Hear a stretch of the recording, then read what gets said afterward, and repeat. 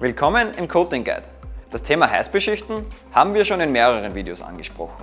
Dieses Mal soll es aber ins Detail gehen.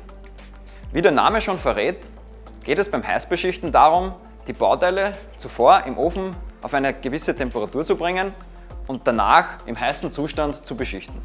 Die Temperatur, die dafür notwendig ist, richtet sich nach dem verwendeten Pulver und dem zu beschichtenden Bauteil. In der Praxis haben sich ca. 90 bis 120 Grad bewährt. Ein Vorteil bei diesem Verfahren ist, dass man auch Materialien beschichten kann, die nicht elektrisch leitend sind. So kann man zum Beispiel Kunststoffe, Holz, Porzellan oder auch Glas mit einer neuen Farbe versehen. Auch dieses Glas haben wir zuvor auf 120 Grad erhitzt und dann sofort im heißen Zustand beschichtet. Danach muss es natürlich wieder in den Ofen, um den Lack entsprechend einzubrennen. Da das Glas sehr durchsichtig ist und das Messen der Temperatur mittels Infrarotthermometer nur schwer möglich ist, haben wir zu einem Trick gegriffen. Der Ofen wurde auf 120 Grad eingestellt, somit können wir sicherstellen, dass das Bauteil keine höhere Temperatur erreicht. Vergesst aber nicht, die Temperatur beim Einbrennen wieder auf 200 Grad einzustellen.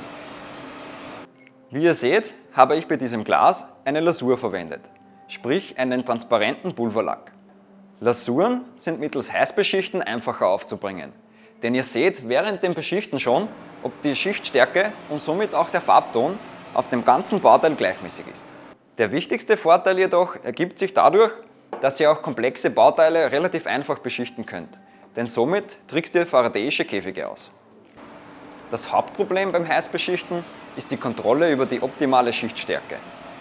Da das Pulver sofort aufschmilzt, wenn es auf das Bauteil trifft, begrenzt sich die Schichtstärke nicht von selbst. Auch erfahrene Pulverbeschichter erreichen so überraschend schnell mehrere hundert μ an Schichtstärke. Da das Bauteil entsprechend heiß sein muss, ist ein zügiges Arbeiten gefragt. Das birgt wiederum Gefahren. Vergesst nicht, dass auch der Haken noch nach dem Beschichten heiß sein kann und verwendet bitte Handschuhe, wenn ihr das Bauteil wieder in den Ofen hängt.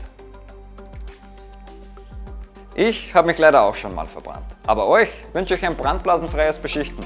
Keep on coating!